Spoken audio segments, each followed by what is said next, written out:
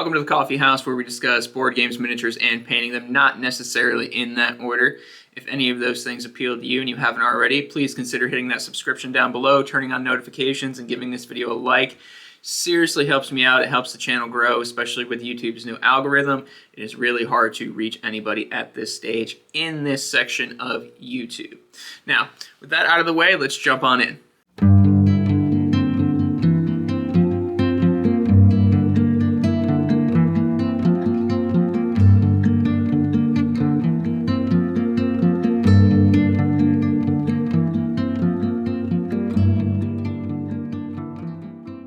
Painters, here we are. We are at the final sprint of Season 1 of Death May Die.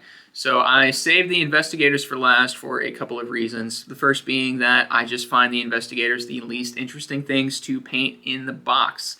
Other than that, I plan on just dropping these videos in rapid succession. That way you can just breeze on through them. They're really easy to paint. There's nothing fancy here. A couple things I want to touch on though. First being, you're not going to be doing anything that you haven't seen. All right, we're going to be doing a little bit of OSL, and we're going to be doing a little bit of freehanding. Both of these steps on these models are totally optional. You don't have to do them. The minis are still going to look great whether you do them or not. I just think it elevates the minis to the next level and just makes them pop just that much more on the table. You don't have to do it though. Totally cool. The other thing that I want to touch on is eyes. So in the majority or all of the monster painting videos, I have done the eyes, and they're easy to do and they look good. For whatever reason, monster eyes are always sculpted to be easier to paint versus human eyes on CMON's models in particular. So having said that, I don't paint the eyes on these models. You don't need to paint the eyes on these models. Well-painted eyes, you have to look for to see. Bad painted eyes will ruin an entire model.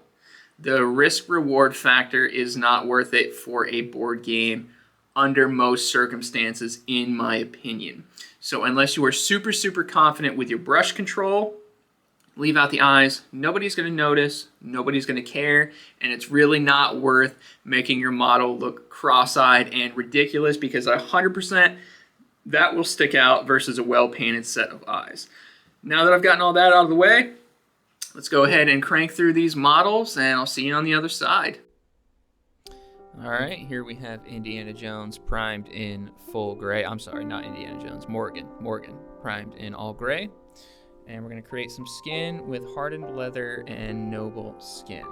So you're going to go 2 parts of the hardened leather and 1 part of the noble skin for Morgan's tone. I'm probably going to call him Indy for this whole video, so just brace yourself.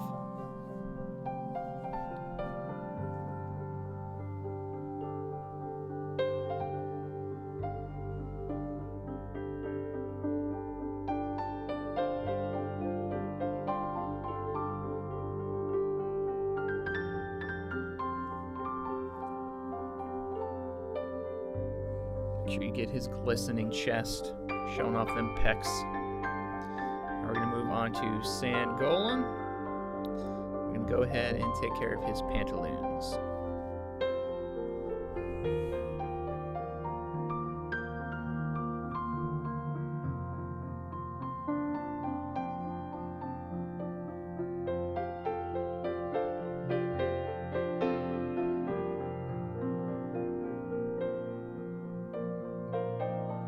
Make sure you get inside this whip here.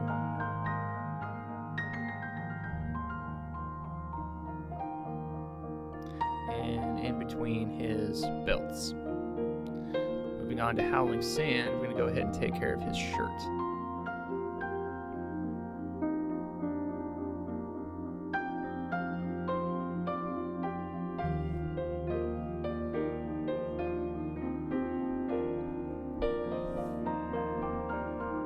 It's a very beigey brown model.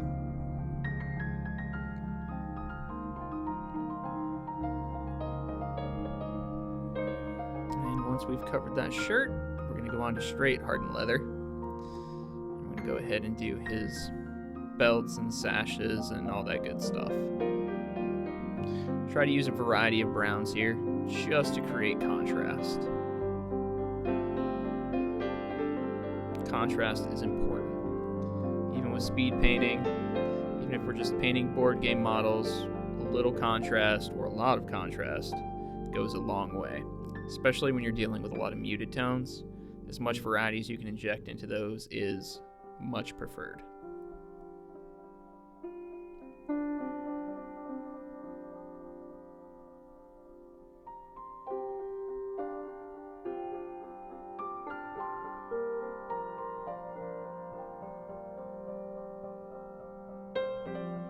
Can't forget his fedora.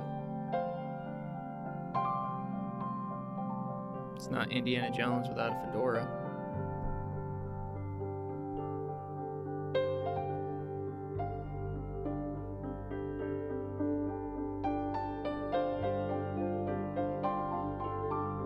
Moving on to dark wood, yet another shade of brown. We're going to go ahead and we're going to hit his shoes.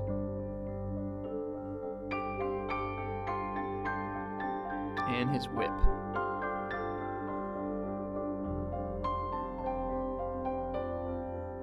The only thing missing from this model is a giant boulder.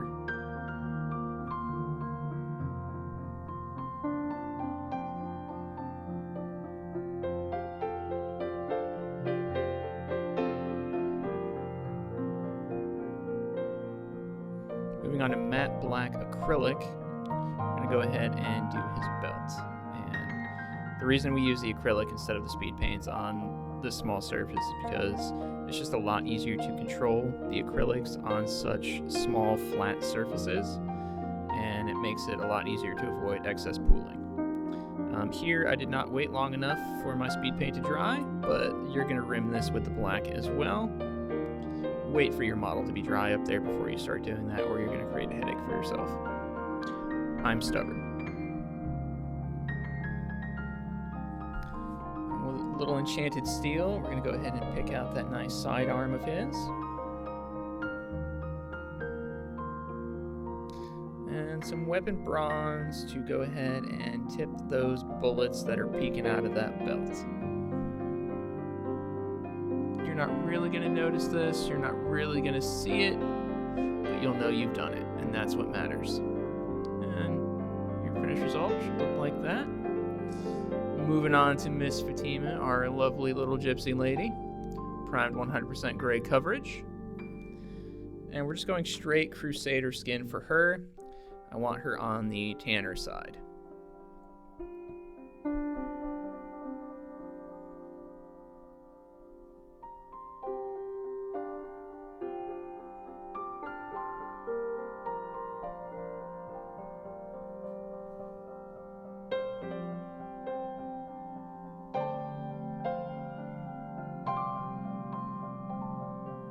And we're going to do Quentin Tarantino proud. We're going to focus on them feet, and we're going to get them nice and painted up.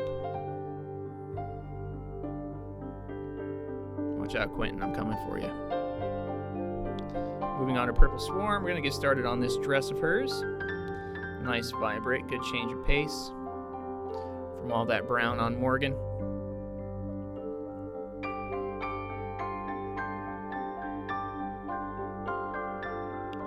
Just as a aside, that is a really fantastic purple. They really nailed the purple with Purple Swarm, in my opinion. I love it.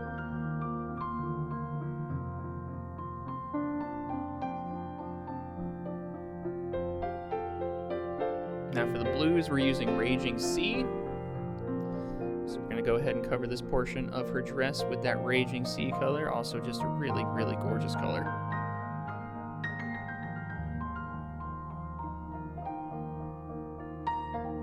Don't worry if you end up hitting her jewelry or whatever we want to call that.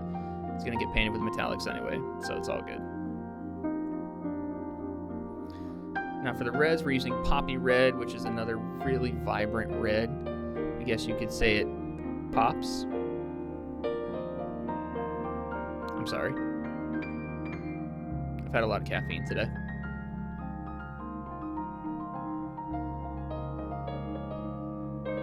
And we're doing the sash.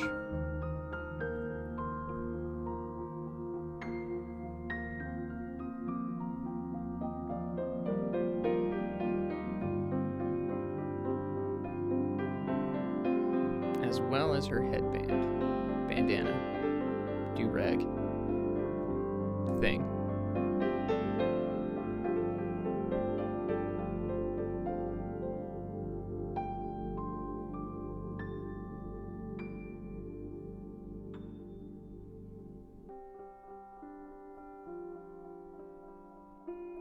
Moving on to Battleship Gray, we're going to go ahead and we're going to do the rest of her clothing here. Her shirt.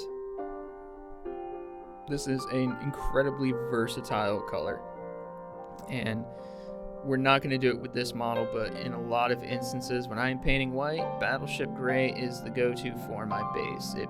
It pools in all the right spots, and where it pools, it's the perfect shade for a white, and it tells you exactly where you'll need to highlight it. But on this model, we're just going to leave it at the Battleship Gray because it's a nice color on its own. With the dark wood, we're going to go ahead and take care of her hair.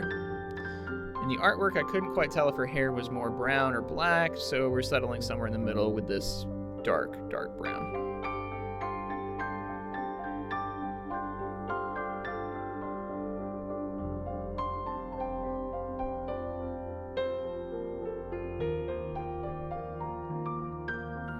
Make sure you get all her little curlicues.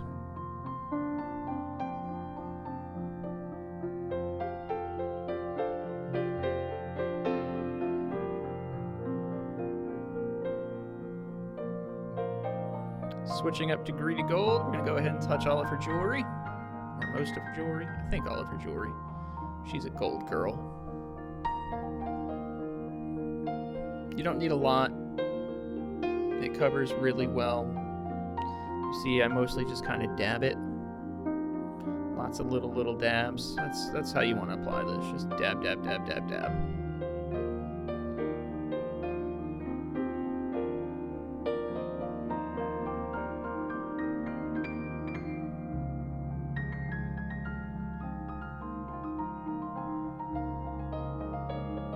Also doing the hilt of her knife here. I viewed this as kind of like a ceremonial dagger, so I figured it should be pretty.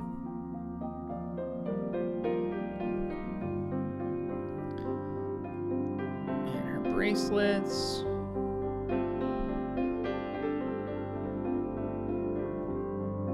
Now for a little bit of fun, we're going to take that Raging Sea, we're going to water it down a little bit, and we're just going to touch the backs of these cards with it.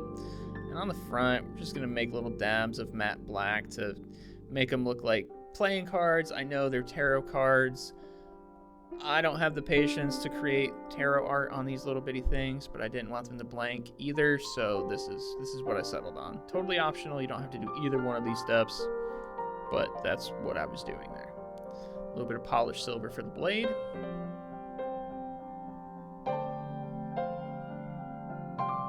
Voila!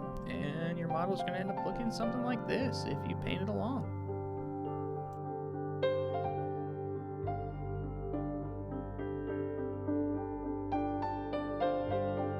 Alright guys, that is going to do it for this week's episode. Thank you so much for watching. Thank you so much if you're painting along. If you are painting along and you're having fun and you've learned some things, even if you've just learned to enjoy painting, consider checking out my Patreon, which has a link down below for about the price of a cup of coffee every single month. You can seriously help me out, keep the lights on, keep these videos cranking out, and I genuinely appreciate every single one of you. Shout out to all of my top tier patrons, Dan, Steven, Tyler, JB. I love you guys so much. Without you, I wouldn't even be able to begin to do this, so thank you so much for all of your support. Genuinely appreciate it. Other than that, guys, again, if you could leave a like, if you could leave a comment, any engagement, any sharing, any little bit that you can do without spending $1 helps me tremendously, and I greatly appreciate it. Again, thank you so much for watching. Thank you for painting along. Tell me how your painting process is going. If you are painting, how far you've gotten. If you're happy with these results, if you're happy with my results, I'd love to know. Every little bit of feedback helps me out. Keep painting, guys, and we'll catch you on the next one. See ya.